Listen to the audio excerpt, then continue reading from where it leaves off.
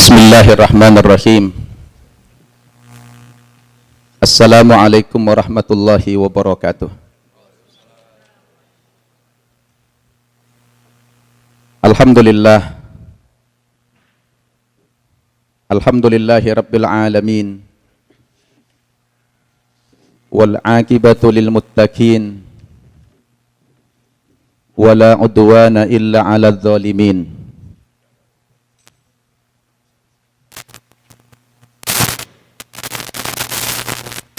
Ahmaduhu subhanahu wa ashkuruh wa ashhadu an la ilaha illallah wahdahu la syarikalah wa ashhadu anna sayyidana Muhammadan abduhu wa rasuluh sallallahu wa sallama alaihi wa ala alihi wa ashabihi ajma'in. Amma ba'd. Qala Allah subhanahu wa ta'ala fil Qur'anil Karim, A'udzu billahi minasy syaithanir rajim.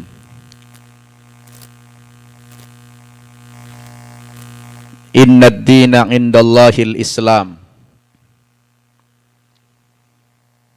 Wa may yabtaghi ghairal islami dinan falan yuqbala minhu wa huwa fil akhirati minal khasirin. Shadaqallahul azim. Yang saya hormati Ibu Konjen Republik Indonesia di Vancouver beserta seluruh staf konsulat, ada Pak Yudo, Pak Herianto, ada Bu Tini, dan juga ada Bu Nina. Ya. Yang saya hormati tokoh kita, sesepuh kita, Pak Hari, beserta Ibu, pengurus pengajian Muslim Indonesia BC, khususnya Vancouver, Pak Dwi, Pak Amri, Pak Bambang, Pak Trisno, dan semua teman-temannya yang telah bergabung dalam pengajian ini.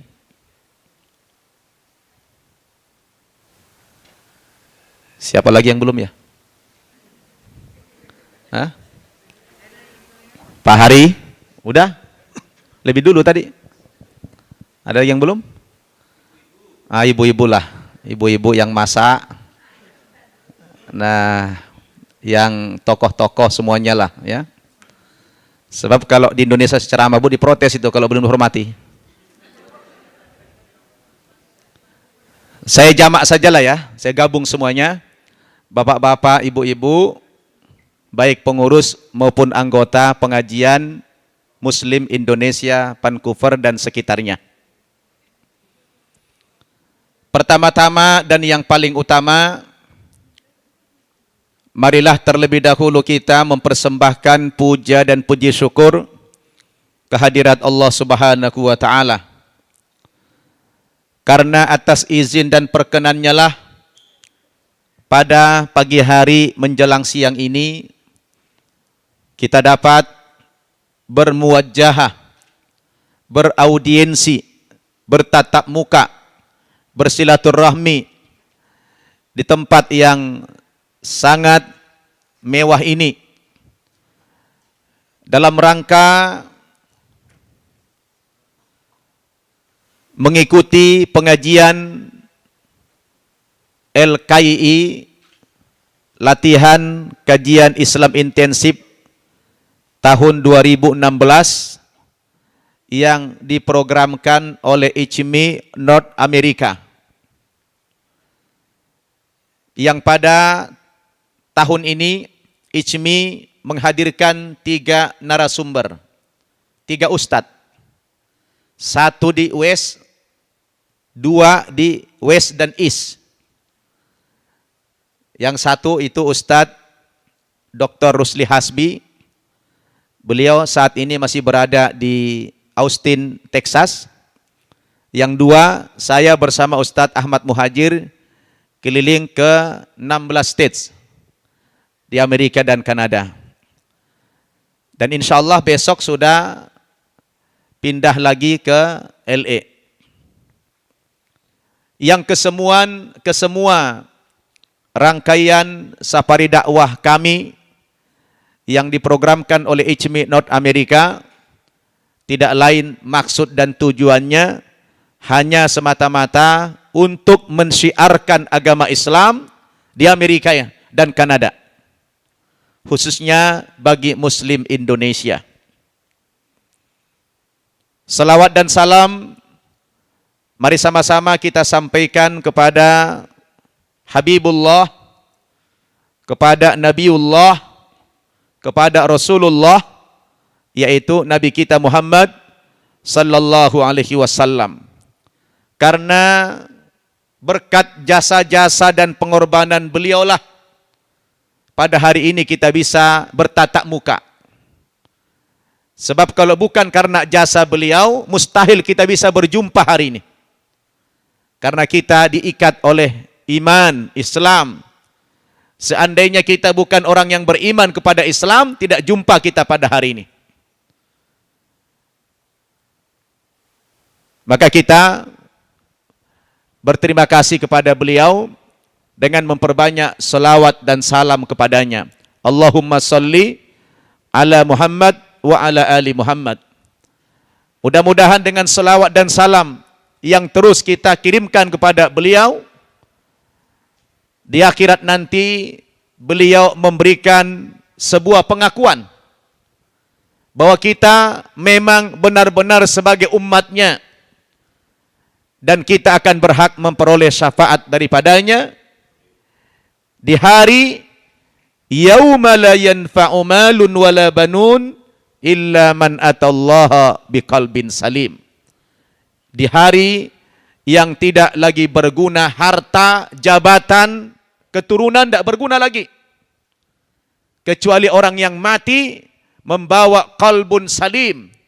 Mati membawa hati yang bersih dari kesyirikan. Hati yang bertauhid kepada Allah Subhanahu wa ta'ala. Bapak-bapak, ibu-ibu yang saya muliakan, apa kabar Bapak Ibu semuanya? Bu, sehat Bu? Loyo amat. Kayaknya belum sarapan ya. Pak, apa kabar Bapak-bapak? Takbir. Allahu Akbar. Semangat dong, ustadznya semangat. Padahal ustadznya udah capek nih keliling muter-muter ya.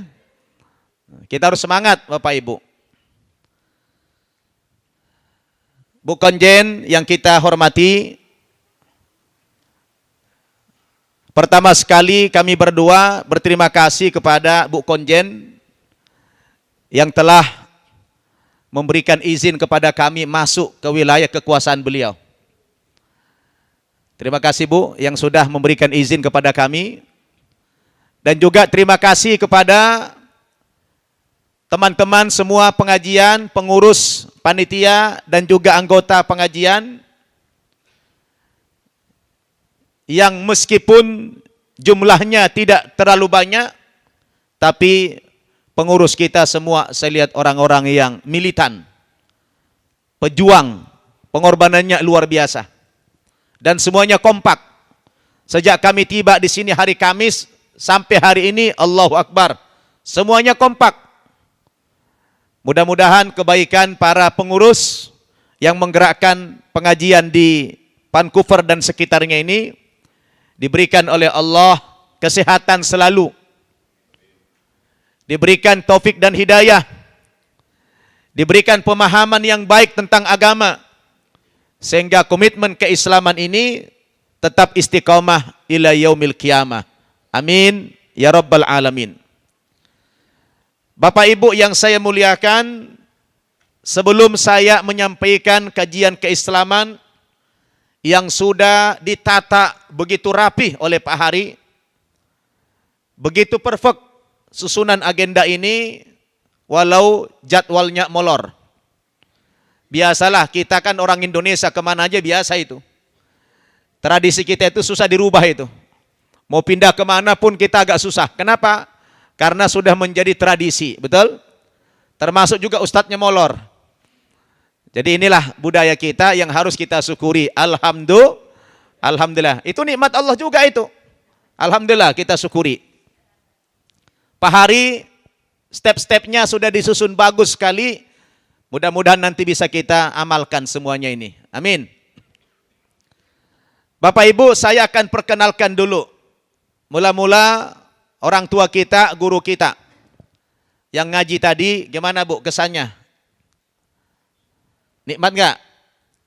Tersentuh nggak? Kurang lama atau terlalu lama?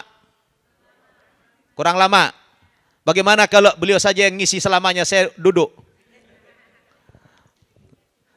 Nah ini luar biasa. Saya perkenalkan, beliau namanya Ahmad Muhajir dari Medan.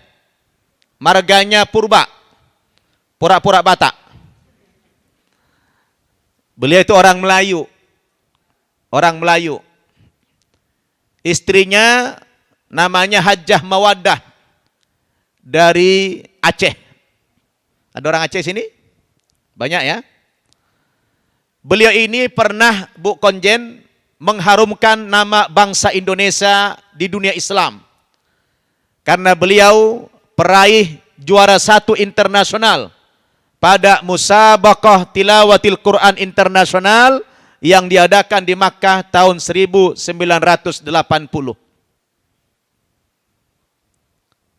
Dan istrinya juga juara 1 internasional Qori'ah di Kuala Lumpur tahun 1984. Jadi beliau ini juara 1 dan istri juara 1. Saya juga pernah meraih juara 2. Juara 2. Tapi pesertanya 2 orang. Luar biasa kalau beliau, ya. Beliau tinggalnya di Jakarta, dianugerahi 2 orang anak putri, dua-duanya dokter medis. Tidak ada yang ikut ayah emaknya jadi qori, milih jadi dokter. Kegiatan sehari-hari beliau menjadi simatupang. Apa itu simatupang?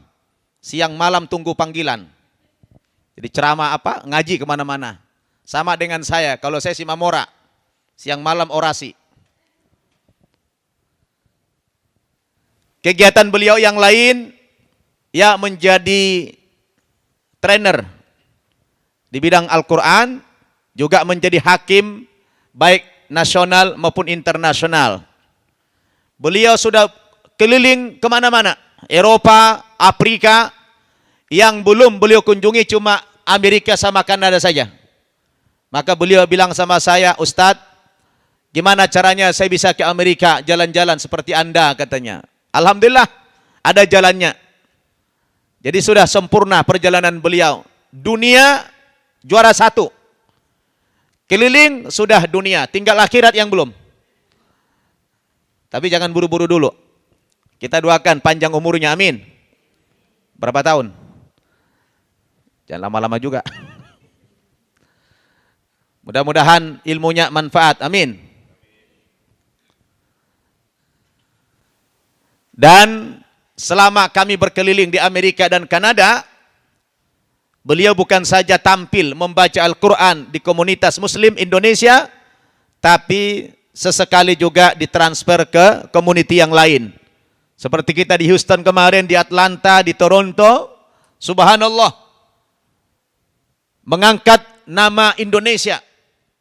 Ketika beliau baca Quran di Houston, di komunitas Arab, yang selama ini kan orang Arab mandang masyarakat Indonesia kan sepele. Kita kelasnya kelas TKW. Ketika beliau baca Al-Quran, semua mereka terpukau, terkagum-kagum, subhanallah, dan sampai ada yang cium tangan. Begitu juga kemarin kita sholat Jumat di Masjid Al-Hidayah di Vancouver. Kita minta izin sama pengurus supaya beliau baca Quran. Alhamdulillah. Semuanya senang, bahkan nanti malam Beliau diminta khusus untuk baca Al-Quran di pengajian Thariqat Naqsabandiyah di Vancouver.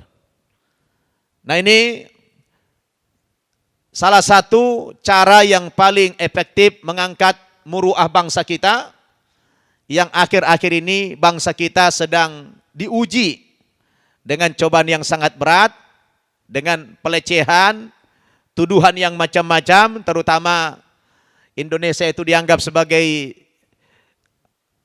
tempatnya teroris dan sebagainya. Dengan pembacaan Al-Quran yang seperti ini bisa merubah image masyarakat Muslim lainnya. Amin. Itu menyangkut beliau. Kalau saya tidak usah perkenalan, Bu, ya. Perlu juga? Hah? Belum kenal juga? Loh, dari tadi saya di sini duduk. Belum kenal.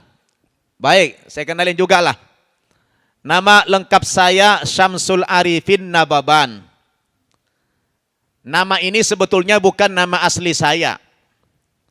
Kalau nama aslinya di waktu kecil yang diberikan ayah saya, kebetulan tanpa kompromi waktu itu, diberi nama Bernard Nababan. Jadi waktu kecil nama saya Bernard. Tapi begitu dewasa, saya ganti nama menjadi Syamsul Arifin. Yang waktu itu kebetulan bersamaan dengan pergantian agama saya. Mungkin Bapak Ibu sudah pernah mendengar, saya dulu kebetulan Bu Konjen, bukan penganut agama Islam, saya dulu aktivis gereja. Alhamdulillah, Allah Subhanahu wa Ta'ala memberikan hidayah kepada saya. Tahun 91 saya menjadi Muslim. Alhamdulillah. Saya tinggal di Jakarta juga, di daerah Bintaro. Dan di sana saya mengasuh 2 buah pesantren, namanya pesantren An-Naba. Pesantren ini adalah untuk mu'allaf putra dan putri. Jadi santrinya para mu'allaf, orang-orang yang baru masuk agama Islam. Kalau status masih single di Vancouver. Kalau di Jakarta, alhamdulillah sudah punya. Kebetulan istri 4 orang, anaknya. Apa, Bu? Ibu-ibu dengar begini tegang langsung. Oh, di sini enggak? Iya. Aktivitas sama seperti beliau. Ya, kita adalah bergerak di dunia dakwah. Hanya beliau lewat ngaji, saya lewat ceramah-ceramah. Ya, mungkin itu sekilas ta'aruf dari saya. Dan saya ke Kanada ini kebetulan yang sudah ketiga kalinya. Sayang, saya tidak pernah hadir ke Kanada bagian barat. West Coast-nya tidak pernah datang, tapi selalu di East Coast. Di Toronto, di Ottawa, daerah sana. Kalau ke Amerika sudah 6 kali. Nah, jadi alhamdulillah saya bersyukur jadi ustadz bisa keliling. Coba kalau jadi pendeta dulu kan gak bisa keliling begini. Nah, ini adalah nikmat yang luar biasa. Alhamdulillah. Cukup, Pak, Bu? Cukup ya? Baik. Sekarang kita masuk kepada materi. Program LKI ini, Bapak Ibu, sudah dirancang sedemikian rupa oleh pengurusnya. Ya, ini dalam rangka memberikan ta'lim kepada masyarakat Muslim Indonesia di perantauan, khususnya di Amerika dan Kanada. Tentu pengurus ISMI ini sangat berjasa sekali. Saya sulit membayangkan, Pak, Bu, seandainya tidak ada ISMI, tidak ada IMSA, sebuah organisasi dakwah yang menggerakkan dakwah di Amerika, khususnya kepada komunitas Muslim Indonesia. Saya sulit membayangkan seandainya tidak ada lembaga dakwah ini yang menghadirkan ustadz-ustadz dari Indonesia, atau juga lembaga dakwah dari komunitas muslim lainnya. Kayak apa perjalanan agama Islam di Amerika dan Kanada ini? Sulit saya bayangkan. Kenapa? Karena tantangan umat Islam di sini cukup berat. Ada 3 tantangan kita yang paling berat di sini. Apa itu Pak Bu? Pertama, tantangan kita akan menghadapi masyarakat yang tidak percaya kepada agama. Ateis atau agnostik.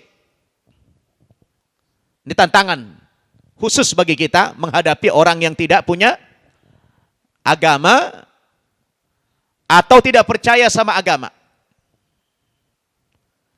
Yang kedua, tantangan kita harus berhadapan dengan masyarakat yang punya agama di luar kita. Terutama dari kelompok-kelompok yang militan. Karena saya lihat Pak, saya kalau di Amerika itu pagi-pagi hari Minggu ada yang kedor-kedor pintu. Good morning katanya. Kedor pintu, begitu dibuka, rupanya evangelis. Rupanya pendeta. 2. Yang ketiga, tantangan masyarakat muslim di sini, kita juga berhadapan dengan komunitas yang punya agama, baik itu dari agama Islam, dari agama Kristen, tapi pemahaman agamanya liberal. Jadi ada 3 masyarakat yang kita hadapi sebagai tantangan Islam kita. Pertama apa tadi? Orang yang tidak punya agama. Yang kedua, punya agama tapi di luar kita. Yang ketiga, punya agama tapi liberal. Yang liberal ini salah satu pemahamannya apa? Oh, percaya semua agama itu sama. Semua agama itu benar. Dan pemikiran yang seperti ini bukan hanya muncul dari kalangan di luar Islam, tapi juga dari kalangan umat Islam. Dan ini tidak kalah bahayanya. Maka berterima kasih kita kepada ICMI, kepada IMSA, dan lembaga dakwah lainnya, dengan mereka menghadirkan sekolar ke sini, para ilmuwan, para ulama, kita banyak mendapatkan pengetahuan Islam, mendapatkan wawasan, sekaligus kita mendengarkan berbagai macam informasi yang menarik dalam dunia Islam, terutama informasi dari negeri kita Indonesia. Coba ibu-ibu saya tanya, apa informasi yang paling hangat belakangan ini yang ibu dengar? LGBT. Oke. Sebenarnya bapak-bapak ini rata-rata pengikut LGBT. Ya. Bapak-bapak ini rata-rata pendukung LGBT. Cuma LGBT-nya beda. Lelaki gagah biasa tilawah. Itulah LGBT-nya. Apa Pak? Lelaki gagah biasa tilawah. Itu LGBT.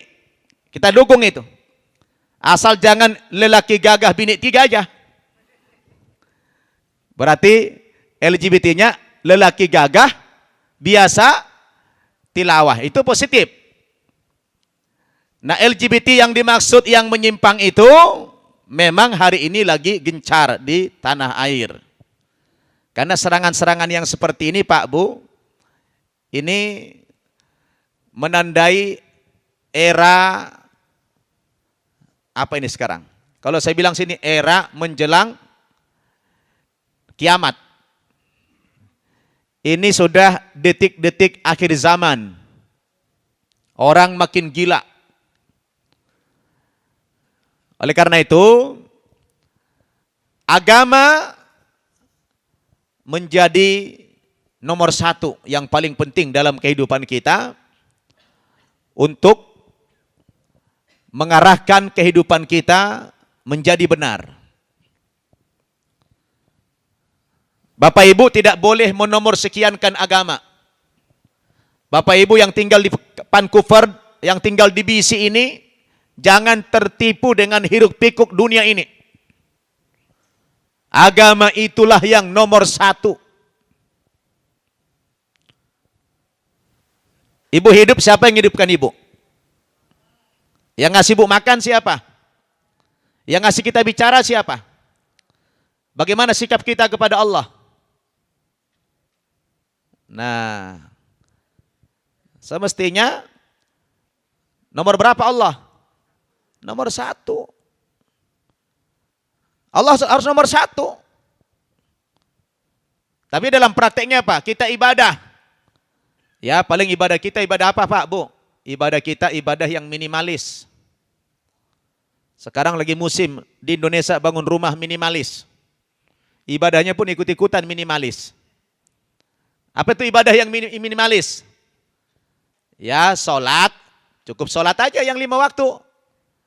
Itu juga waktunya sudah mau habis. Ya kan? Oh, yang penting masih ada waktu. Tapi sisa-sisa waktu. Itu namanya ibadahnya minimalis. Yang sunnah tinggal. Betul? Nah, giliran sama manusia, bukan main pandainya kita berterima kasih. Betul nggak? Tapi sama Allah kita lupa. Makanya kata Allah baca Al-Quran Pak, Bu. Dalam surat ke-9, surat At-Taubah, ayat 24. A'udzubillahi minasyaitonirrajim.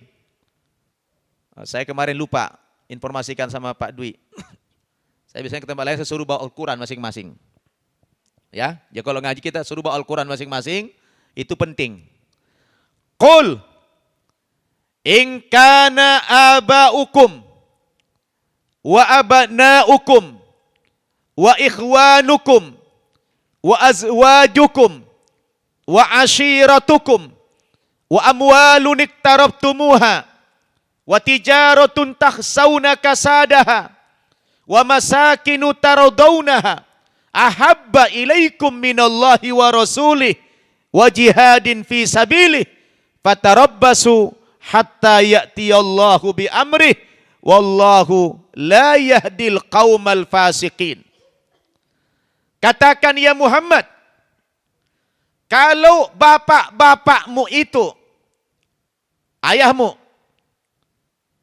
anak-anakmu itu, istri-istrimu itu, saudara-saudaramu itu, kerabat-kerabatmu itu, harta bendamu itu, kendaraanmu itu, jabatanmu itu, rumahmu itu, kalau semua itu lebih kamu cintai ketimbang Allah dan Rasulnya dan berjihad di jalan Allah, fatarabbasu hatta ya'tiyallahu bi amrih. Tunggu masanya. Tunggu masanya kata Allah. Lambat atau cepat, Allah pasti mendatangkan satu keputusan kepada kamu. Apa bentuk keputusan itu? Dirahasiakan sama Allah. Wallahu la yahdil qaumal fasikin. Allah tidak akan pernah memberi petunjuk kepada kaum yang fasik. Pak, silakan Bapak Ibu lebih cinta jabatannya, lebih cinta suaminya, lebih cinta istrinya, lebih cinta anaknya, silakan. Kalau itu lebih kita cintai makhluk ini daripada Allah, nanti ada masanya Allah akan mendatangkan keputusan kepada kita. Entahkah kita dibuat tabrakan, entahkah kita dibuat sakit, entahkah kita dibuat macam-macam, yang pasti ada saatnya nanti Allah mendatangkan keputusan itu kepada kita. Oleh karena itu, hidup ini tidak boleh kita lebih mencintai makhluk ketimbang mencintai Allah. Allah adalah harus segala-galanya. Allah yang menjadi tujuan hidup kita. Karena kita ini tidak ada kalau Allah tidak menghidupkan kita. Betul? Nah, oleh karena itu Bapak Ibu, kita jangan tertipu dengan kemewahan kehidupan orang di barat. Jangan tertipu. Dimanapun kita berada, apapun status sosial kita, komitmen kita yang pertama adalah Allah. Lewat apa? Lewat agamanya. Jadi kita harus punya pemikiran. Sama-sama kita berpikir, bagaimana ya memajukan agama saya ini? Bagaimana ya anak-anak saya bisa cinta kepada agama, cinta kepada Allah? Itu. Bukan dunia, Pak Bu. Dunia itu tidak bisa membahagiakan kita secara mutlak. Itu kebahagiaan yang semu saja, betul? Bapak Ibu yang saya muliakan, maka hari ini penting bagi kita untuk membahas hal-hal yang berkaitan dengan agama kita ini. Terutama saya diberikan beberapa tema-tema penting. Dan tema ini sangat relevan, sangat urgent untuk kita bahas di Vancouver ini. Tema-temanya Pak Bu adalah masalah akidah. Terutama akidah yang kita bahas ini seputar perbandingan agama. Apa Pak? Apa Bu? Kita bicara akidah dari pendekatan perbandingan agama. Supaya tantangan-tantangan iman kita tadi bisa kita atasi. Terutama orang-orang yang liberal, yang beranggapan semua agama sama, semua agama itu benar, membantahnya adalah dengan mempelajari ilmu perbandingan agama. Jadi tema kita hari ini adalah urgensi mempelajari perbandingan agama. Ya, ini tema kita hari ini, urgensi mempelajari perbandingan agama. Nah, perbandingan agama yang akan kita pelajari ini tidak semua agama. Tidak semua agama. Tapi hanya agama-agama samawi saja. Apa Bu? Yang kita pelajari hanya agama samawi. Apa artinya agama samawi? Hah? Bukan. Agama samawi bukan agama yang sama. Nah, jadi kalau kita belajar ilmu perbandingan agama, agama itu dibagi dua. Yang pertama ada agama samawi, yang kedua ada agama ardi. Agama samawi artinya sumber-sumber agama itu dari langit, dari wahyu, dari Allah. Sedangkan agama ardi artinya agama yang sumber-sumber ajarannya dari bumi. Maksudnya dari manusia. Jelas Bapak Ibu?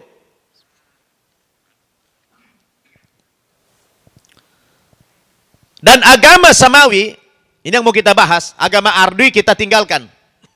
Karena tidak penting bagi kita agama ardi. Sebab agama ardi ini sumbernya 100% manusia. Yang mau kita bahas itu agama samawi, yang sumbernya dari langit. Ada 3 agama yang disebut dengan agama samawi. Yang pertama Yahudi, yang kedua Nasrani, yang ketiga adalah Islam. Dari 3 agama samawi ini juga tidak semuanya kita bahas. Cukup 2 saja, yaitu agama Islam dan Kristen saja. Kenapa kita tidak penting membahas agama Yahudi? Kebetulan agama yang selalu konflik, tarik-menarik kepentingan, itu cuma 2. Agama Islam dan Kristen. Karena 2 agama ini sebagai agama misi. Kalau agama Yahudi secara akidah tidak akan pernah berkonflik dengan agama Islam. Secara akidah. Kenapa? Karena agama Yahudi itu bukan agama misi. Mereka tidak pernah ingin mengyahudikan orang Islam. Tidak pernah ingin. Karena agama Yahudi itu adalah agama yang spesial bagi Bani Israel. Dan mereka tidak punya keinginan untuk menyebarluaskan agama mereka kepada umat lain. Karena dalam keyakinan mereka, agama Yahudi hanya untuk Bani Israel. Jadi tidak ada misi mereka. Tapi kalau agama Islam dan agama Kristen, ini agama misi.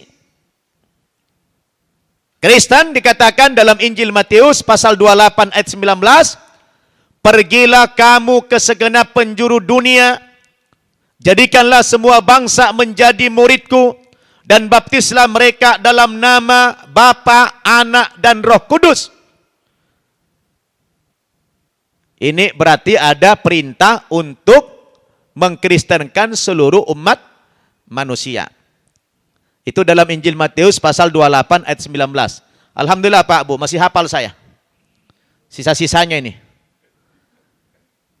Pergilah kamu ke segenap penjuru dunia, jadikan semua bangsa menjadi muridku, baptis mereka dalam nama Bapa, Anak, dan Roh Kudus. Berarti ini adalah agama internasional. Bahkan dalam Injil Markus pasal 16 ayat 15, agama Kristen diperluas. Bukan hanya kepada manusia yang perlu dikristenkan, tapi semua makhluk harus masuk Kristen. Karena bunyinya, pergilah kamu ke segenap penjuru dunia, beritakan Injil kepada segala makhluk. Jadi semua makhluk harus mendengarkan berita Injil. Bukan cuma manusia. Makanya Bapak Ibu kalau di rumah ada memelihara kucing, ya, melihara kucing, tolong diawasi betul itu kucing. Jangan sampai kucing itu jatuh ke tangan orang lain, didakwahi nanti kucing ibu bapak jadi masuk Kristen. Ya, jangan sampai kucing itu dimurtadkan. Ustadz ngada-ngada aja. Memangnya kucing itu Islam apa? Oh Islam. Islam, kucing itu Islam, kambing itu Islam, sapi itu Islam. Dalilnya mana? Baca Al-Quran. Makanya baca Quran. Lihat dalam surat Al-Hajj, surat ke-22, ayat 18.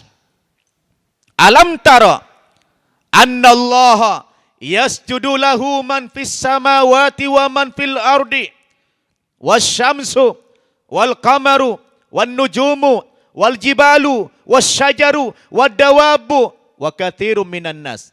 Wa katsirun haqqa alaihil adzab. Faman yuhinillahu fama lahu min mukrim. Innallaha yaf'alu ma yasha. Apakah kamu tidak memperhatikan kata Allah bahwa sesungguhnya semua makhluk yang di langit maupun di bumi telah bersujud kepada Allah. Matahari sujud, rembulan sujud, bintang-bintang sujud, gunung-gunung sujud, pepohonan sujud, binatang-binatang melata, semuanya sujud kepada Allah Subhanahu wa ta'ala. Kalau sujud Islam apa tidak? Pak, Bu, kalau sujud Islam apa tidak? Nah, semua alam ini tunduk kepada mekanismenya Allah Subhanahu wa ta'ala. Maka ada ayat Injil mengatakan, beritakan Injil kepada segala makhluk. Jadi, ya, kambing-kambing juga harus dimurtadkan itu. Makanya dijaga itu, kucing, jangan sampai. Saya lihat di rumah Pak Dwi ada 2 kucing itu. Hati-hati, jangan sampai jumpa misionaris, nanti dimurtadkan kucing itu, bahaya. Nah, Islam juga agama misi. Islam juga agama misi. Allah katakan, wa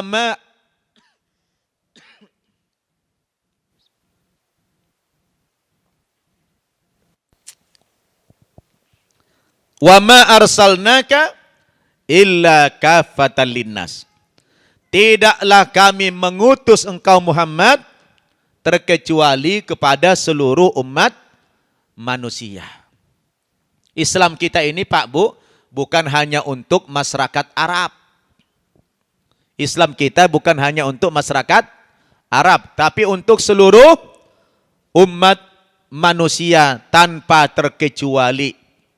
Jadi Kristen itu agama misi, Islam juga agama misi. Hanya saja di lapangan cara penyebarluasan 2 agama ini yang terkadang berbeda. Kalau di Kristen Pak Bu, mereka ambisi. Wah, ambisi menarik. Sehingga kalau mereka mendakwakan agamanya tidak cukup dengan bicara. Tapi kadang-kadang ada yang ditenteng, ya. Nah, saya dulu kebetulan pernah 3 tahun ikut di situ. Kalau pergi ke kampung-kampung itu Pak Bu ada yang ditenteng, bawa beras, bawa Indomie, bawa obat-obatan, nawarin beasiswa. Pokoknya bagaimana caranya supaya masuk Kristen. Ada yang ditenteng.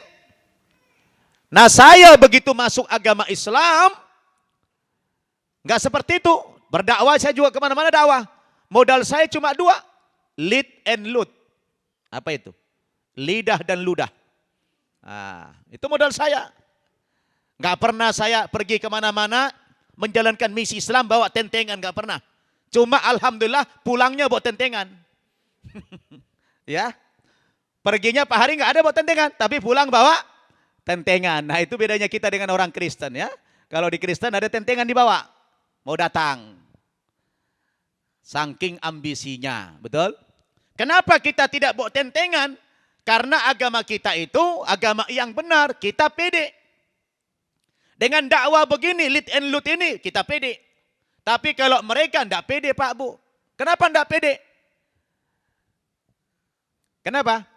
Karena agamanya tidak benar. Coba kalau mereka datang mendakwahi orang Islam, yang dibawa cuma ini doang nih. Saudara, masuklah kamu ke agama Kristen, mengikuti kami. Karena Tuhan berkata dalam Injil. Tidak ada yang tertarik masuk Kristen. Kenapa? Karena ajarannya tidak menarik. Konsep agamanya bermasalah. Mulai dari konsep ketuhanannya saja sudah masalah. Oh masuklah kamu kan, Tuhan kami ada 3. Tuhan Bapa, Tuhan Anak, Tuhan Roh Kudus. Jadi kalau satu mati kan yang lain masih hidup. Kan nggak menarik. Betul nggak? Oh dalam kitab suci kami paten nih begini, enggak ada. Sehingga untuk merubah keyakinan orang lain, meyakinkan orang lain, harus yang dikedepankan bukan konsep ini, tapi ajaran kasih sayangnya. Kasihilah sesamamu seperti dirimu sendiri. Dan itu aplikatif betul. Oh benar-benar dia mengasihi apa? Dia kasih bantuan, ya kan? Oh, dia kasih bantuan. Nah orang-orang yang awam Pak Bu biasanya melihat realita, betul nggak? Siapa yang peduli sama dia, oh inilah yang benar. Orang awam, orang-orang di kampung-kampung kan siapa yang peduli, itulah yang benar. Tapi orang yang berpendidikan, orang yang berilmu, ditawarin seperti itu tidak akan menarik. Makanya Pak Bu, bandingkan kalau ada orang murtad dengan orang masuk Islam itu beda. Kalau orang yang murtad biasanya kalau bukan karena lapar, karena nafsu. Nafsu karena mau kawin kan, dia murtad. Tidak ada orang murtad karena wah Alkitab itu ilmiah sekali. Nah, tidak ada. Tapi orang yang dari agama lain masuk agama Islam, umumnya orang-orang yang cerdas akalnya. Coba lihat di Amerika, siapa itu tokohnya? Yusuf Estes, seorang pendeta masuk Islam, dakwah, udah mengislamkan ribuan orang Amerika. Setiap hari Jumat dia bikin acara namanya Friday Dialogue. Wah, dia undang itu rabi-rabi Yahudi, dia undang itu pendeta-pendeta, pastor-pastor, dia debate dalam forum-forum formal. Begitu juga dari Kanada, namanya Dr. Bilal Philip, seorang mu'alaf Kanadian, masuk Islam, jadi ustadz besar. Dan masih banyak brother yang lain yang masuk Islam. Ada lagi Hamzah Yusuf di California, mu'alaf, yang punya yayasan namanya Baituna, masuk Islam. Subhanallah. Jadi beda. Nah, termasuk saya sih nggak cerdas-cerdas amat, sedang. Ya, masuk Islam juga, yang sedang aja masuk, apalagi yang cerdas banget. Ya, yang sedang-sedang aja kecerdasannya masuk Islam, apalagi yang cerdas amat, ya kan? Alhamdulillah masuk juga. Kalau saya dulu masuk Islamnya, ya bukan karena mau kawin, bukan karena mimpi, tidak karena diiming-imingi duit sama orang Islam. Nah Baban, kalau nanti kamu masuk Islam saya kasih uang sekian, tidak ada. Orang Islamnya pelit-pelit kok. Tidak ada iming-iming. Ini nanti kalau masuk Islam kamu saya kasih uang sekian, tidak ada. Malah di Kristen yang kayak begitu, ya kan? Ada iming-iming. Kenapa? Islam itu agama yang paling menghormati hak asasi manusia. Jadi kalau orang di barat ini bicara hak asasi manusia, berkoar-koar, sebetulnya yang paling menghormati HAM itu adalah Islam. Coba lihat, datang Islam yang mula-mula apa? Membebaskan manusia dari perbudakan. Karena Islam itu anti perbudakan, sebab manusia lahir merdeka. Tidak ada seorang manusia pun yang boleh memperbudak manusia lain. Betul? Maka deklarasi pertama HAM-nya Nabi apa? Ayuhan nas, inna rabbakum wahid, wa inna abakum wahid. Kullukum min Adam, wa Adam min turab. La fatla li arabiyyin ala ajamin illa bittaqwa. Wahai umat manusia, kata Nabi, sesungguhnya Tuhan kamu satu, Allah. Wa inna abakum wahid, bapak moyang kamu juga satu. Kullukum min Adam, setiap kamu berasal dari Adam, betul? Wa Adam min turab, Adam diciptakan dari tanah. La fatla li arabiyyin ala ajamin illa bittaqwa. Tidak ada perbedaan antara orang Arab dengan yang bukan Arabnya, kecuali hanya takwanya saja kepada Allah. Ini adalah deklarasi pertama hak asasi manusia, anti perbudakan.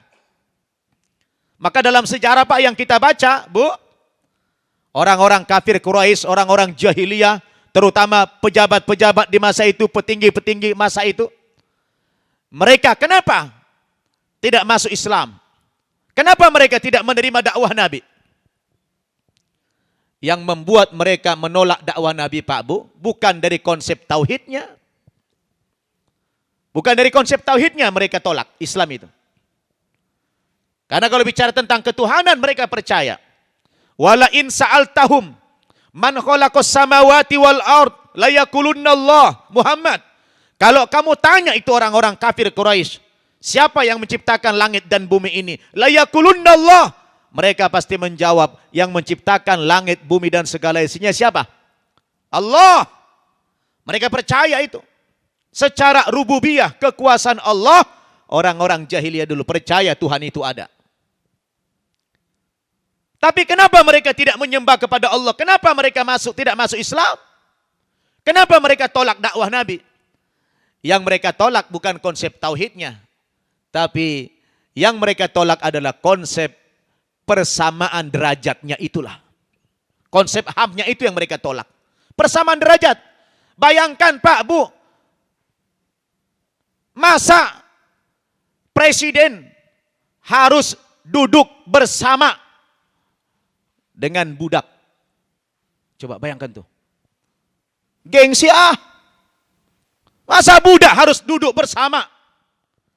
Masa konjen harus makan bersama dengan pembantu? Konjen harus makan bersama dengan supir? Ah, gengsi ah. Nggak lepel. Bukan konjen sini, konjen dulu saya Bu. Konjen di zaman dulu saya nih. Ya, di masa jahiliyah dulu. Ya, nggak lepel. Masa gubernur harus makan dengan budak? Wah, itu yang mereka tolak dulu Pak Bu. Itu yang mereka tolak. Kan Bilal bin Rabah itu kan budak. Orang negro Pak Bu. Orang negro. Hitam, jelek. Diperbudak. Tapi oleh Nabi dimerdekakan. Oleh Abu Bakar dimerdekakan itu Bilal. Setelah merdeka, dia duduk bareng dengan Nabi. Bayangkan Nabi Rasul duduk bareng, jalan bersama, makan sama-sama. Allahu Akbar. Saya bilang di Indonesia, kalau ada orang kaya, punya supir, dia enggan makan bersama di restoran dengan supirnya. Ini saya bilang orang kaya melestarikan budaya jahiliyah, saya bilang.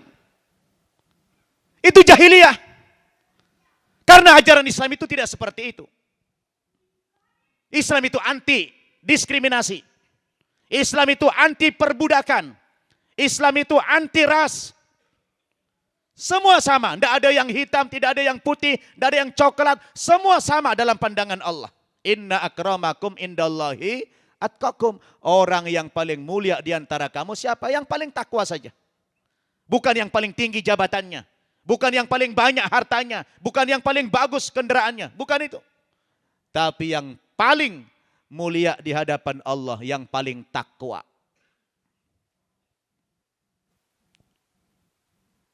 Ini yang membuat orang jahiliyah dulu menolak Islam. Bukan konsep ketuhanannya, Pak, Bu. Bukan konsep tauhidnya. Mereka terima itu konsep tauhid itu. Maka kalau kita bicara HAM, Islam itu paling menghormati hak asasi manusia itu. Masuk Islam orang, tidak boleh dipaksa. Jangankan dipaksa, diiming-imingi aja tidak boleh. Wa qulil haqqu mir rabbikum. Faman syaa falyu'min wa man syaa falyakfur. Katakan ya Muhammad, kebenaran itu datang dari Tuhanmu. Dari Allah kebenaran itu datang. Siapa yang hendak beriman, monggo. Silakan dia beriman, tidak dipaksa.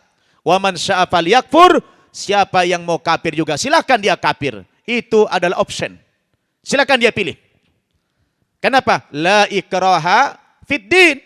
Tidak ada paksaan dalam beragama. Qad tabayyana rusdu minal ghayy. Sudah nyata perbedaan mana agama yang benar, mana agama yang salah. Nyata. Maka saya paling keras menentang kalau ada orang bilang semua agama sama, semua agama itu benar. Datangkan ke saya dalilnya. Apa dasarnya mengatakan semua agama benar? Saya waktu itu 2 tahun yang lalu debat di Boston dengan seorang yang punya pemikiran liberal. Datangkan ke saya bilang. Debat. Begitu saya pakai ini, Pak, berdalil berhujah, pakai Bible, baru takluk imannya. Jadi kalau kita, Pak, berhadapan dengan orang-orang liberal, jangan pakai Quran. Sebab dia juga jago Al-Quran. Tapi kita debat sama dia pakai ini. Nah, inikah yang Anda maksud semua agama itu benar, semua agama itu sama? Atas dasar apa Anda mengatakan semua agama itu benar? Apakah Anda sudah baca konsep agama orang lain ini? Nah, kalau sudah begitu, Pak, baru KO. Nah, itu penting. Makanya hari ini saya akan menyampaikan kajian perbandingan agama. Sekali lagi, yang kita bandingkan berapa agama, Pak, Bu? Cukup 2 saja. Yang disebut agama apa tadi? Agama samawi. Kan ada 3 tadi. Yahudi, Nasrani, Islam. Yahudi, kenapa tidak terlalu kita bahas? Karena Yahudi ini jarang kita berbenturan secara akidah. Yahudi itu tidak pengen mengyahudikan agama kita. Tapi dia pengen apa? Mengyahudikan pola pikir kita. Mengyahudikan ekonomi kita. Mengyahudikan mental kita.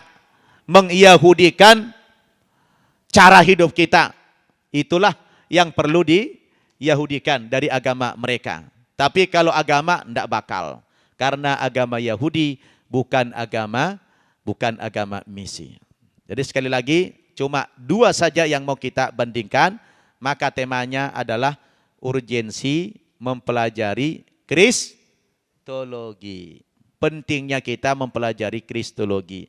Kristologi itu adalah ilmu yang mempelajari tentang seluk-beluk agama Kristen. Nah, saya nggak usah bacakan semua ini karena waktunya udah habis. Ini aja. Langsung kepada inti. Apa itu Kristologi? Adalah ilmu yang mempelajari tentang seluk-beluk agama Kristen dan kekristenan. Ada orang bilang begini sama saya, Ustadz, apa pentingnya sih kita belajar agama orang lain? Wong agama sendiri aja belum beres kita pelajari. Al-Quran saja belum bisa kita baca. Kok kita sudah mempelajari agama orang lain? Kan ada yang komentar begitu, betul nggak? Saya jelaskan begini. Kalau Bapak Ibu membaca Al-Quran, coba teliti Al-Quran. Dari Al-Fatihah sampai An-Nas, yang jumlahnya berapa ribu ayat? 6.236 ayat. 114 surat, 30 juz. Kalau kita baca itu, sebetulnya sepertiga isi Al-Quran itu hanya membahas 2 agama terdahulu, Yahudi dan Nasrani. Bayangkan tuh, sepertiga isi Al-Quran itu hanya membicarakan 2 agama ini.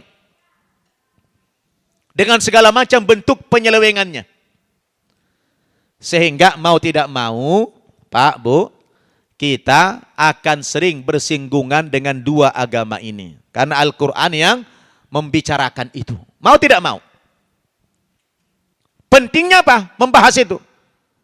Untuk mengamankan iman kita ke dalam secara internal, keluar, untuk menyadarkan mereka, kita ajak mereka kembali ke jalan yang benar.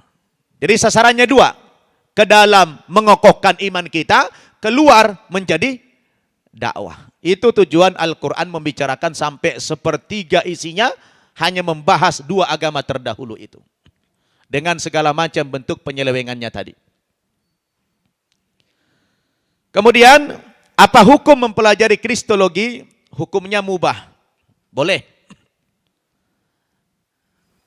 Bahkan harus ada yang mewakili di antara orang Islam yang mempelajarinya.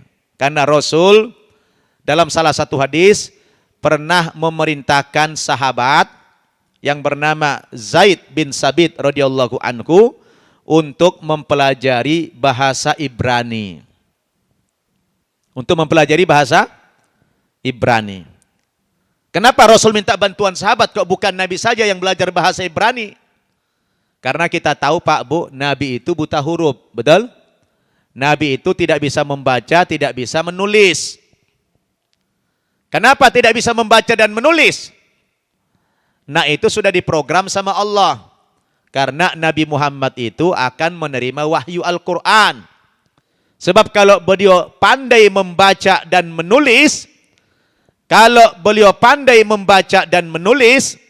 nanti orang-orang kafir akan menuduh Al-Quran itu karangan Nabi Muhammad.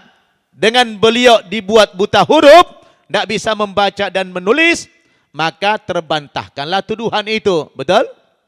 Nah, itu tujuannya. Nah akhirnya Rasul minta bantuan sahabat mempelajari bahasa Ibrani. Pertanyaannya, apa pentingnya pula sahabat mempelajari bahasa Ibrani itu?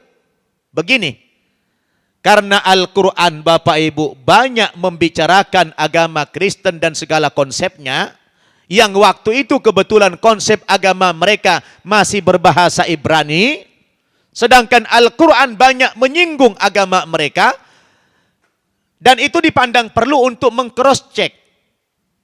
Kalau tidak ada sahabat yang bisa membaca tulisan bahasa Ibrani, Bapak Ibu, bagaimana sahabat akan mencocokkan Al-Quran dengan Injil yang selalu dikoreksi dalam Al-Quran? Bagaimana itu? Coba Bapak Ibu, contoh nih, saya kasih contoh. Coba dibuka surat 2 Al-Baqarah ayat 79.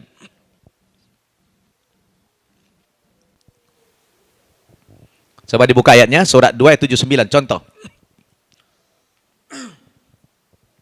Kata Allah, "Fawailul lilladzina yaktubunal kitaba biaydihim, thumma yaquluna hadza min indillah, liyashtaru bihi thamanan qalila. Fawailul lahum mimma katabat aydihim, wa wailul lahum mimma yaksibun." Artinya apa? Celakalah orang-orang yang menulis Alkitab. Nih Pak Bu, ini apa namanya? Ini Alkitab. Ini Alkitab ini kitab suci orang Nasrani. Kata Al-Quran, celakalah orang yang menulis Alkitab dengan tangan-tangan mereka sendiri, alias dengan karangan mereka sendiri.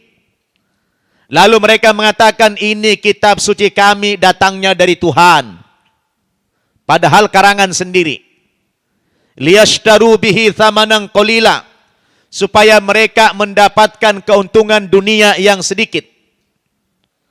Celakalah orang-orang yang menulis Alkitab dengan tangan mereka sendiri, dan celakalah orang yang menulis Alkitab dari apa yang mereka usahakan, kata Allah. Pertanyaan saya, kalau Bapak Ibu membaca ayat Al-Quran yang seperti itu. Ada agama lain, ada konsep agama lain yang dikritik, dikoreksi oleh Al-Quran. Ini dia. Kira-kira Bapak Ibu kalau baca ayat Al-Quran yang seperti itu, yang menuduh kitab suci agama lain itu karangan manusia, kira-kira ayat ini cukup kita aminkan saja atau memerlukan pembuktian? Bagaimana sikap Bapak Ibu? Hah? Apa cukup kita katakan Shadaqallahul Adzim? Al-Quran menuduh ini karangan manusia. Apakah kita katakan Shadaqallahul Adzim saja? Atau perlu kita meng-cross check kebenaran tuduhan itu? Bergantung level kita. Kalau kalangan intelektual, orang-orang yang kritis, tentu mereka tidak berhenti sampai mengaminkan saja. Kalau orang awam mungkin Shadaqallah saja. Tapi orang yang berpendidikan, orang yang cerdas, dia berusaha mencari tahu. Kenapa Al-Quran menuduh kitab suci agama lain ini karangan manusia? Dasarnya apa? Kira-kira bisa tidak dibuktikan? Karena kalau kita tidak buktikan nanti bisa fitnah. Dan membuat orang antipati sama Al-Quran. Betul? Nah, menurut hemat saya, sebagai kaum terdidik, kaum intelektual, kita perlu membuktikan tuduhan Al-Quran itu. Nah, kalau perlu membuktikan, caranya bagaimana? Ya mau tidak mau kita harus baca. Ini yang menjadi objek kritikan Al-Quran, betul? Maka harus kita baca, kita pelajari. Setelah kita pelajari, oh kita baru tahu ternyata memang benar. Saya kasih contoh. Saya bacakan ayat yang porno misalnya. Ini bunyinya begini. Betapa cantik, betapa jelita engkau, hai tercinta di antara segala yang disenangi. Sosok tubuhmu seumpama pohon korma, dan buah dadamu gugusannya. Kataku, aku ingin memanjat pohon korma itu, dan memegang gugusan-gugusannya. Kiranya buah dadamu seperti gugusan anggur, dan napas hidungmu seperti buah apel. Kata-katamu manis bagikan anggur, dan seterusnya lah. Kira-kira ini kitab suci dari Tuhan atau bukan? Kalau kayak gitu dibunyinya. Hah? Coba Ibu nilai. Isinya apa tadi, Bu? Porno enggak? Bicaranya apa tadi? Bicara buah-buahan. Isinya bicara buah-buahan, termasuk buah dada. Porno enggak? Layak enggak disebut ini kitab suci? Dulu saya tanya guru saya, Pak Guru, kenapa ya kitab suci kita ini porno sampai bicara buah dada terlalu vulgar? Apa tidak ada istilah yang lain, Pak Guru? Kata guru saya, Pak, biarin sajalah nababan, supaya beda mana buah dada, mana buah rambutan katanya. Kira-kira tuduhan Al-Quran itu benar apa tidak? Kalau ini buatan manusia. Yang kayak begitu mungkin tidak Tuhan yang berkata. Kalau Bapak Ibu tidak baca, dari mana taunya? Hah? Kalau nggak ada mu'allaf yang masuk Islam menjelaskan itu. Coba. Nggak tahu kan? Maka saya dulu waktu kecil, Pak, Bu, waktu kecil, namanya ayah saya kan pendeta.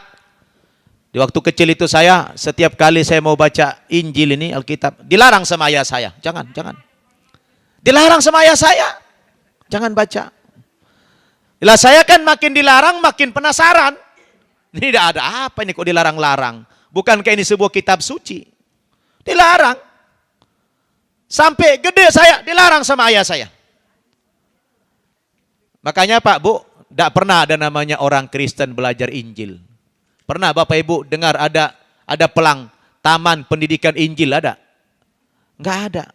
Pernah Bapak Ibu dengar ada musabaqah tilawatil Injil? Perlombaan membaca Injil, ada? Apalagi sampai musabaqah hifzil Injil, lomba menghafal Injil, ada? Enggak ada. Enggak ada.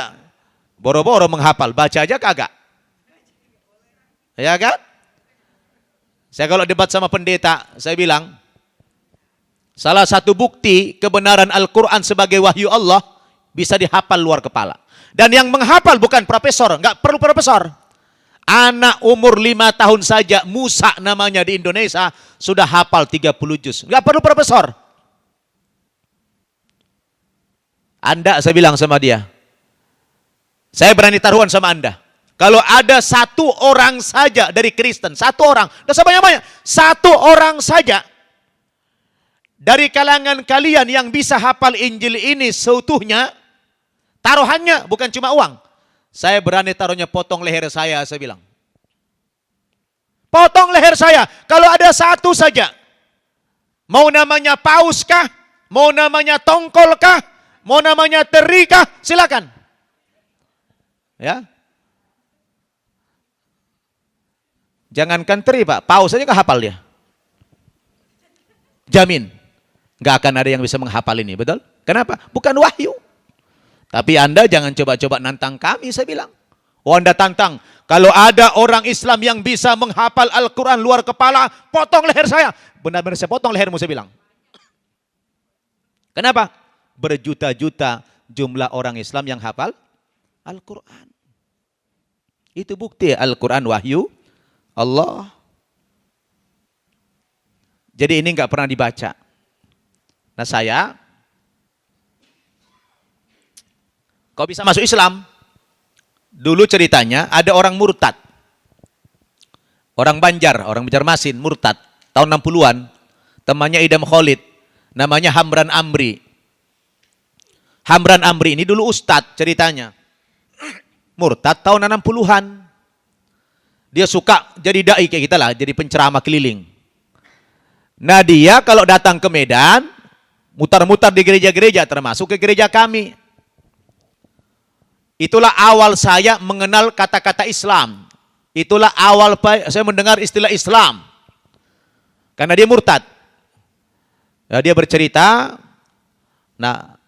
bahwa dia murtad itu karena melihat agama Kristen itu lebih benar. Oh, dia pakai ayat-ayat Al-Quran. Nah waktu itu karena saya masih orang bodoh, nggak ngerti apa-apa ya, saya anggap paten aja. Ya kan? Nah Hamran Amri ini bikin majalah. Namanya majalah Sinar Kasih. Jadi majalah Sinar Kasih itu isinya memuat ayat-ayat Al-Quran dan hadis Nabi yang diselewengkan artinya. Nah itu dibagi-bagi ke gereja-gereja. Itulah awal mula saya berkenalan dengan Islam itu. Oh Islam itu, seperti ini. Ya, dijelaskan sama dia dalam ceramah-ceramahnya pun dalam majalah-majalah itu. Tidak lama disusul dengan seorang murtad lagi, namanya Yusuf Roni, orang Palembang. Nah, dari inilah kemudian saya menjadi senang mempelajari buku-buku perbandingan agama. Nah anehnya, setiap kali saya beli buku perbandingan agama, pengarangnya selalu orang Islam. Nah, dulu yang paling suka saya baca bukunya B.I. Arifin. Penulis adalah orang Islam. Nah kalau orang Islam yang ngarang perbandingan agama, asik agama Kristen aja yang dikritik, dikoreksi. Ini apa ini? Itulah membuat saya dulu penasaran. Nah begitu saya baca Pak Bu, saya cocokkan dengan isi Injil, ternyata semua yang ditulis tokoh-tokoh Islam itu dalam buku perbandingan agama benar. Itulah yang menggoyangkan iman saya waktu itu. Termasuk ya pembuktian ini dikritik oleh Al-Quran sebagai karangan manusia. Ya, saya baca ayat tadi Pak Bu, enggak ada yang saya tambah, enggak ada yang saya kurangi, titik komanya pas itu. Maka saya kalau ceramah kemana-mana bawa ini terus. Ntar kalau jumpa orang Kristen, saya debat. Nah, debat pakai ini. Nah, kalau pakai Quran kita dakwah sama dia Pak Bu, mana percaya dia. Tapi kalau kita tunjukkan ini kelemahannya, insya Allah. Alhamdulillah, bukan riak saya, bukan pamer. Banyak sudah takluk masuk Islam lewat perantaran kita dialog-dialog. Maka saya bikin pesantren Pak Bu, pesantren yang khusus untuk mu'alaf. Sebab itu bentuk konsekuensinya.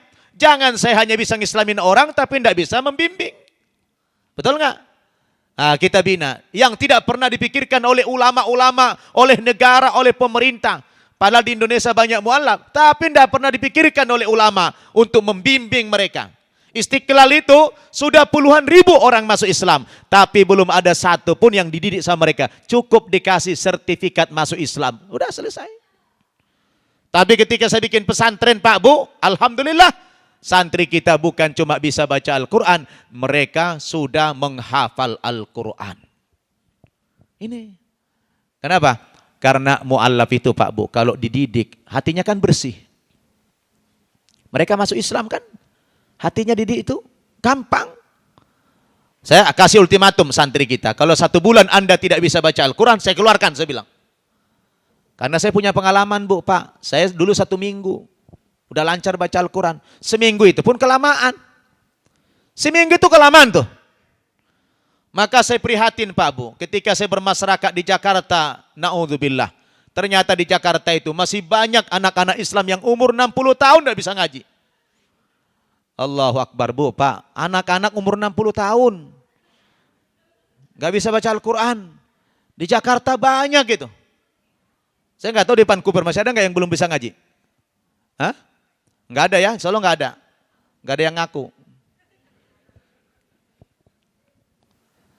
Kenapa? Al-Quran mukjizat. Allah berikan jaminan. Walaqad yassarnal Qur'ana lidzikri fahal mim mudzakir. 4 ayat diulang-ulang oleh Allah dalam surat Al-Qamar. Ayat 17, ayat 22, ayat 32, ayat 40, diulang-ulang ayat itu. Walaqad yassarnal Qur'ana lidzikri fahal mim mudzakir. Sungguh telah kami mudahkan Al-Quran untuk dijadikan pelajaran. Maka maukah kamu mengambil pelajaran dari dalam Al-Quran itu? Al-Quran dijamin mudah dibaca, mudah dipelajari. Cuma karena orang Islam anggap enteng sama Al-Quran, sepele sama Al-Quran, akhirnya kita tidak bisa ngaji sampai sekarang. Itu di sana yang banyak, di Jakarta itu. Nah, Bapak Ibu yang saya muliakan, kembali ke laptop. Sampai di mana tadi?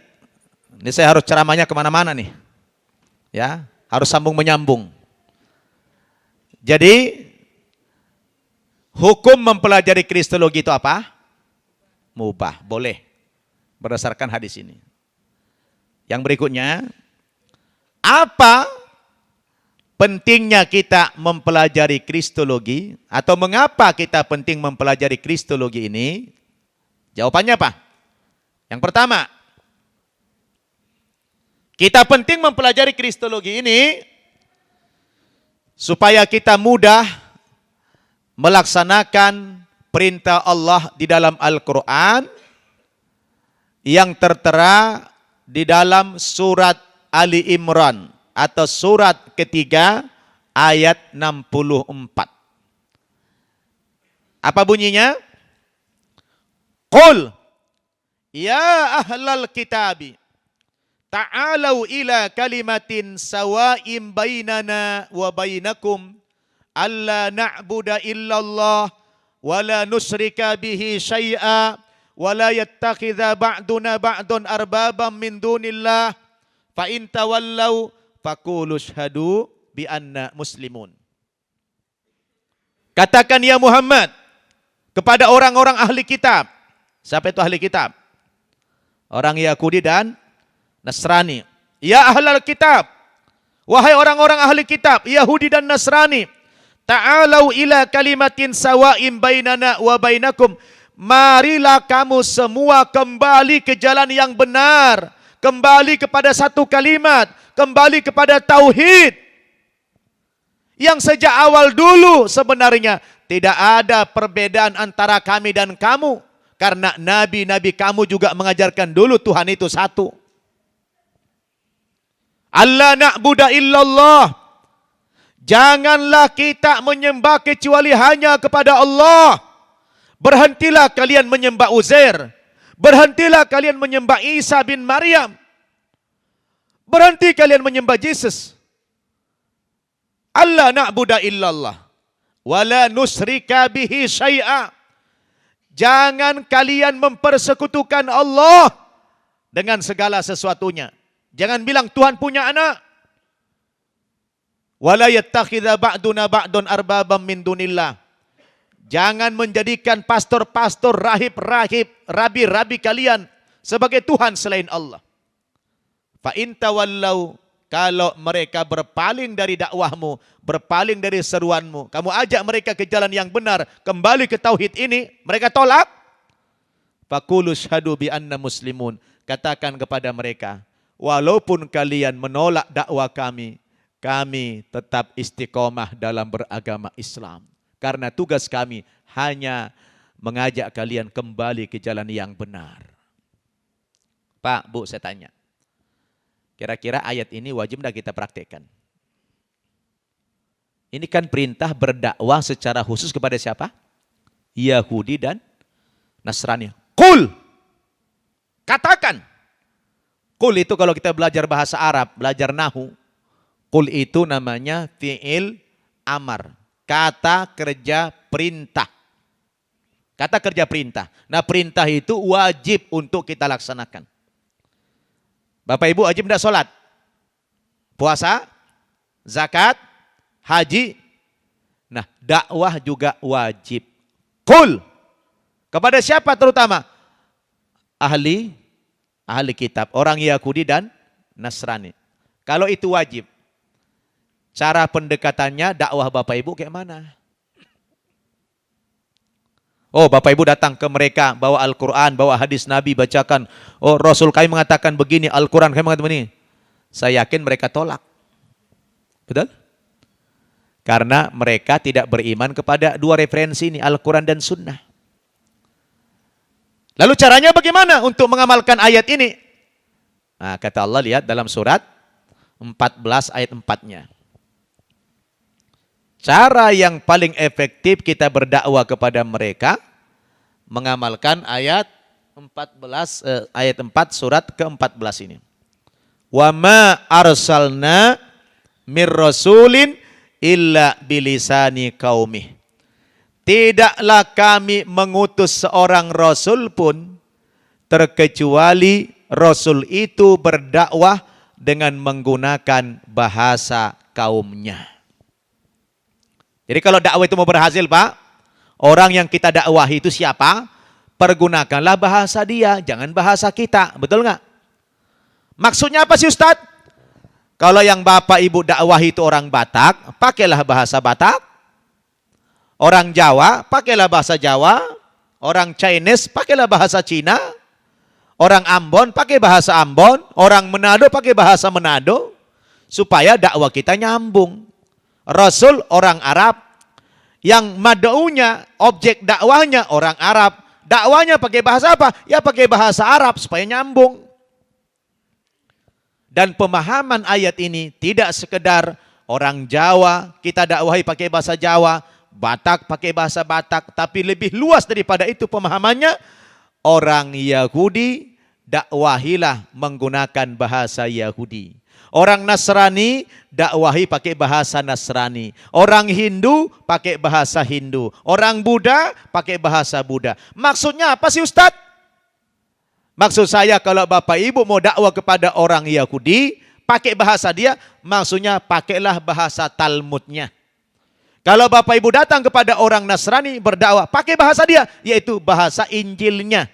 Jadi pakai Injil kita dakwah kepada dia, jangan pakai Al-Quran. Dia nggak beriman. Tunjukkan kepada dia kelemahan-kelemahan Bible, kelemahan-kelemahan kitab suci mereka. Insya Allah. Saya Pak kalau debat, tidak lama-lama. Kadang cuma 1 kali, 2 kali pertemuan, gugur. Banyak sudah minta masuk agama Islam. Justru pengalaman dakwah saya Pak Hari, yang sulit mengislamkan orang Islam.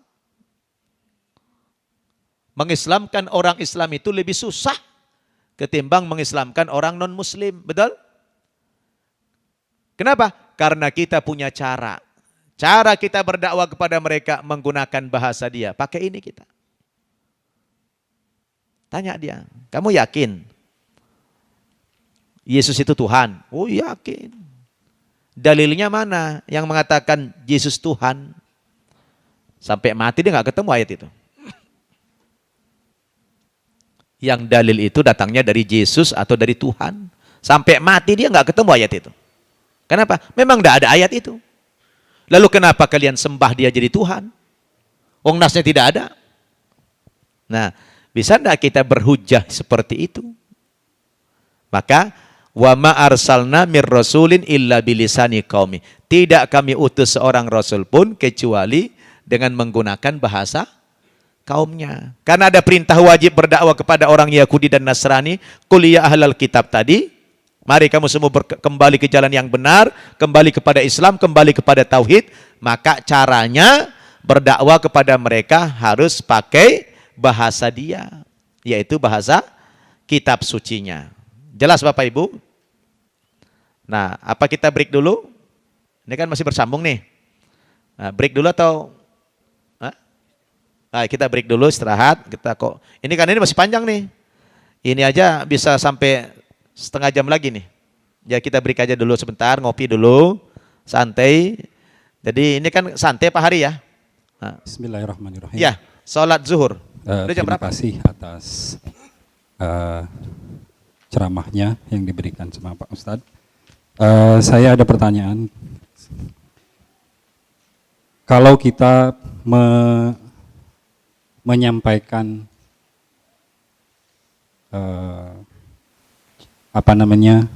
seperti suatu dalil sebagai upaya untuk seperti Pak Ustadz lakukan, misalnya untuk mengislamkan non-muslim pun menggunakan Al-Quran kita untuk memurtadkan kita, sebagai untuk perbandingan mereka juga. Jadi saya kira penting juga, saya pernah membaca satu dalil yang mereka gunakan, itu kalau dalam bahasa Indonesianya itu artinya mungkin tidak akan terlalu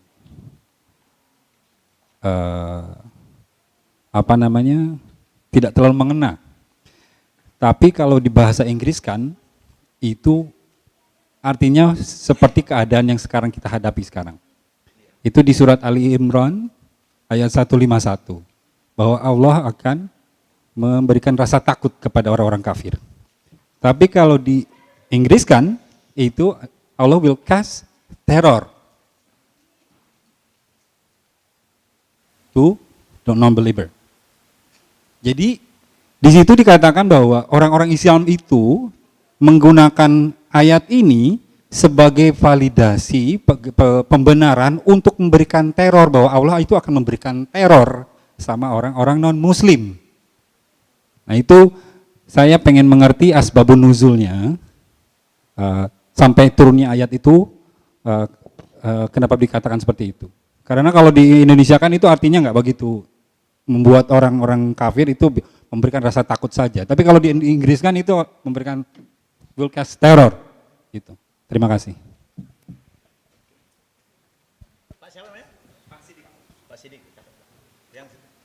Dan brother, tiga. Lagi. Mungkin yang lainnya ada yang bertanya dari brother sister. Assalamualaikum Ustadz. Saya mau tanya.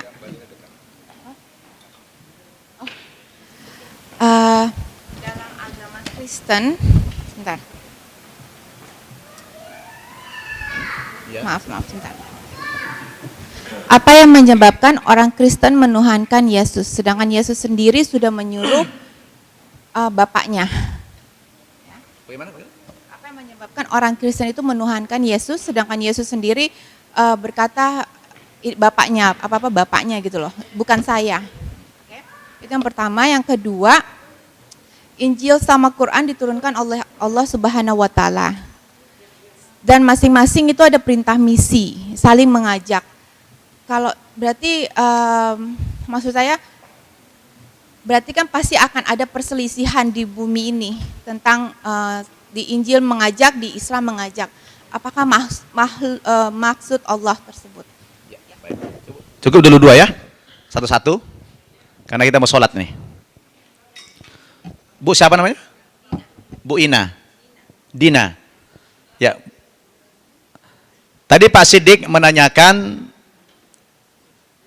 bagaimana pemahaman ayat 151 surat Ali Imran. Terjemahan bahasa Indonesianya begini. akan kami masukkan ke dalam hati orang-orang kafir itu rasa takut.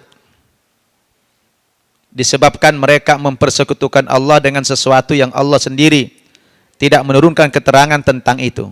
Tempat kembali mereka ialah neraka, dan itulah seburuk-buruk tempat tinggal orang-orang yang zalim. Sanulqi fi qulubil ladzina kafaru ru'ba bima asyraku billah. Saya sebelum kita bicara asbabun nuzul, kalau secara bahasa Indonesia betul sangat mudah memahami ayat ini. Bahwa pemahaman ayat ini, orang-orang kafir itu sebetulnya pengecut, bukan pemberani. Jadi orang-orang kafir itu memang di dalam hati mereka itu ada sifat penakut.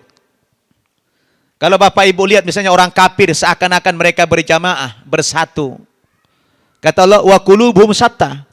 Hati mereka itu berantakan sebenarnya. Karena ada rasa takut dalam hati mereka itu.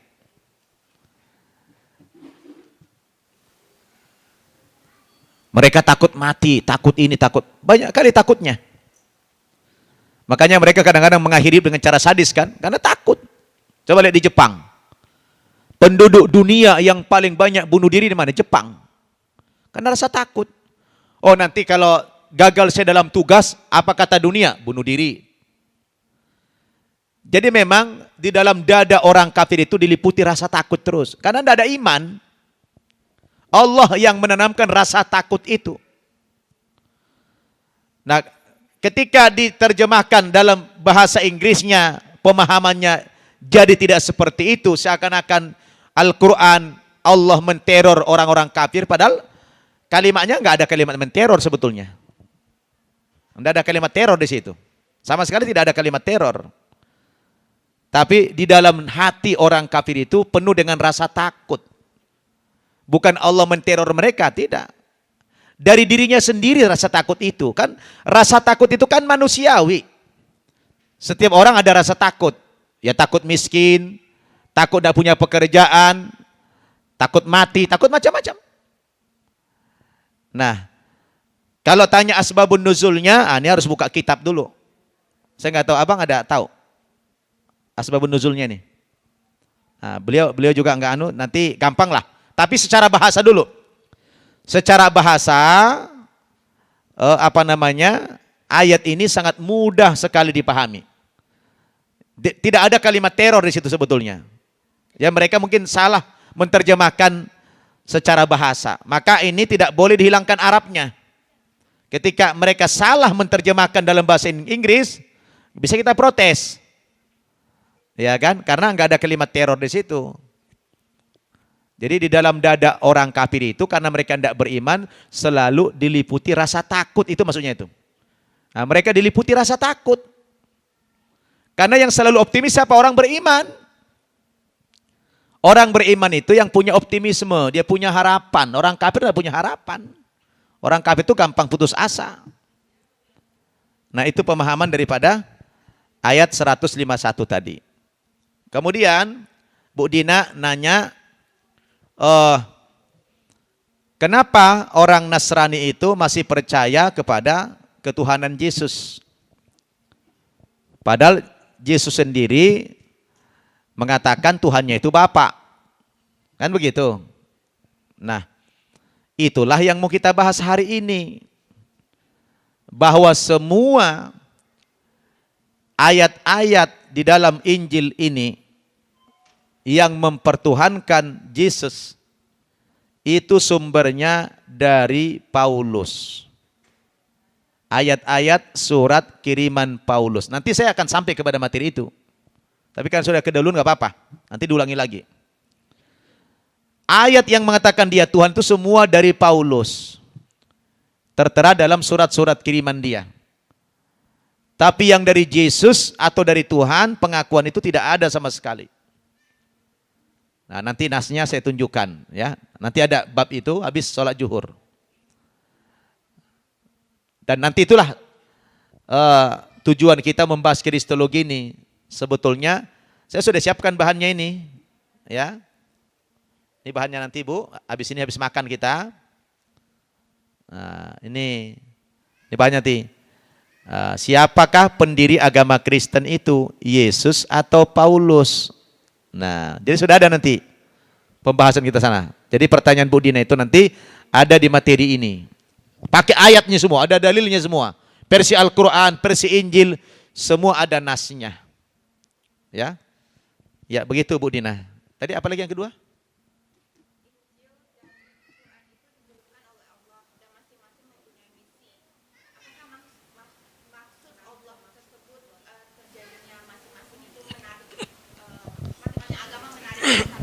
Ya, itu saja.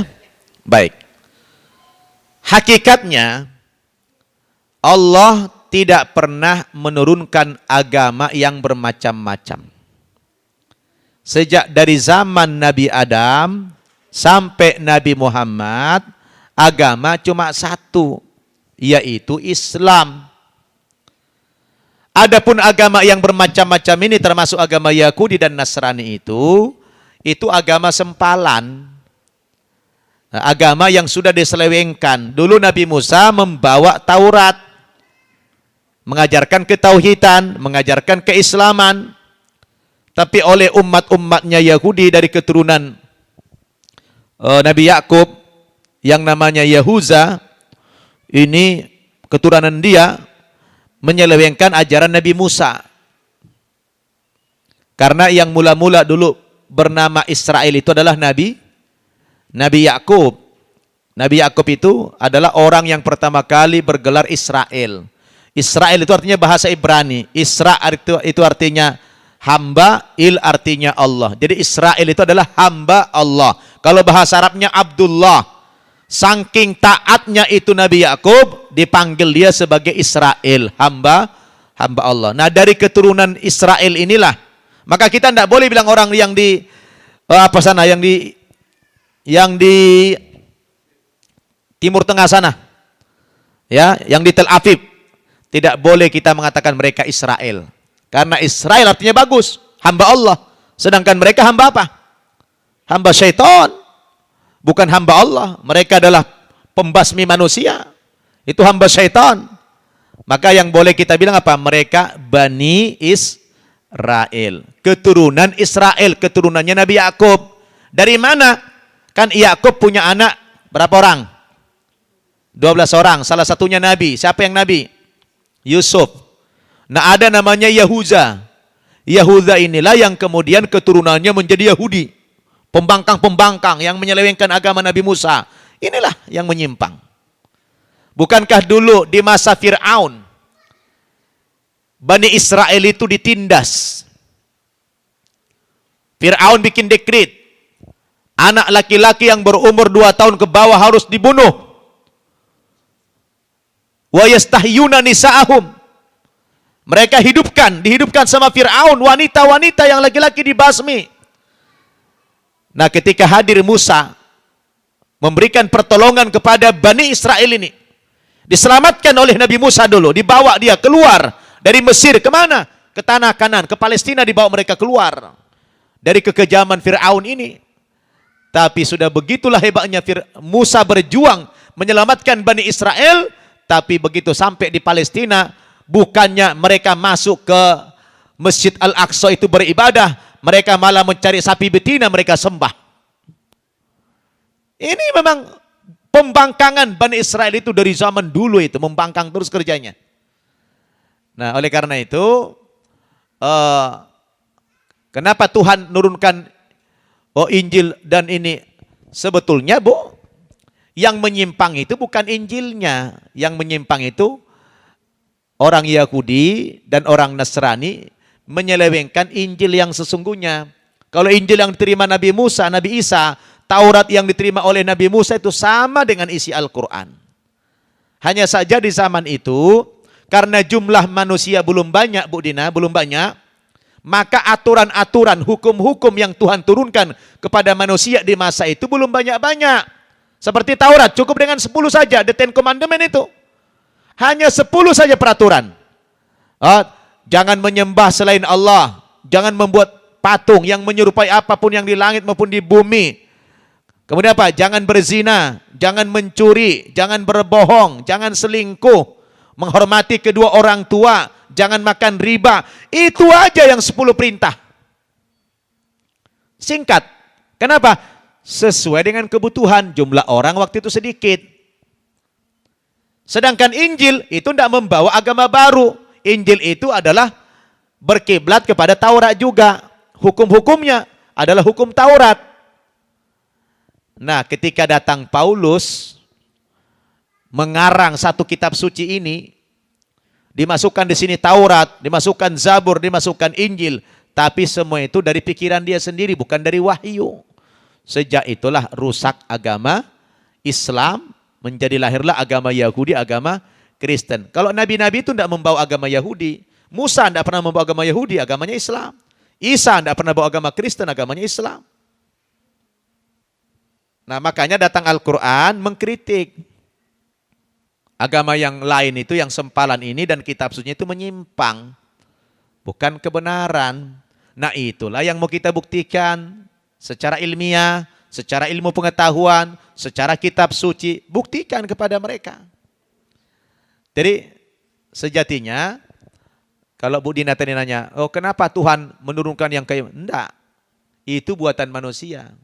Allah tidak bikin manusia berantem, ya. Allah tidak mungkin menurunkan konsep yang bikin manusia perang satu dengan yang lain, tidak mungkin. Nah, peperangan itu muncul dari mana? Karena dari manusia merusak ajaran Tuhan yang sesungguhnya. Semua nabi membawa Islam, mengajarkan ketauhidan semuanya. Yang membedakan kita dengan zamannya Musa dengan zamannya Isa itu, apa yang membedakan kita? Adalah aturan-aturan syariatnya yang berbeda. Contohnya, Nabi Isa wajib sholat, wajib. Tata cara sholatnya yang beda. Musa wajib sholat, wajib. Tata cara sholatnya yang berbeda. Oh, mereka wajib puasa juga. Kama kutiba alal ladzina min qablikum. Kan ada sebagaimana ya ayyuhalladzina amanu kutiba alaikumus syiyam. Hai orang-orang yang beriman, diwajibkan bagi kamu berpuasa. Kama kutiba alal ladzina min qablikum. Sebagaimana juga puasa diwajibkan kepada orang yang sebelum kamu. La'allakum tattaqun, supaya kamu jadi orang yang bertakwa. Sama-sama puasa, cuma cara puasanya beda. Itu aja. Syariatnya saja yang berbeda, ya. Detailnya nanti saya bahas setelah kita makan siang Bapak Ibu ya. Setelah sholat, ini sudah masuk waktu zuhur sebentar lagi. Sementara saya kembalikan kepada Pak Bambang selaku moderator kita. Jangan kemana-mana setelah pesan-pesan berikut. Wassalamualaikum warahmatullahi wabarakatuh.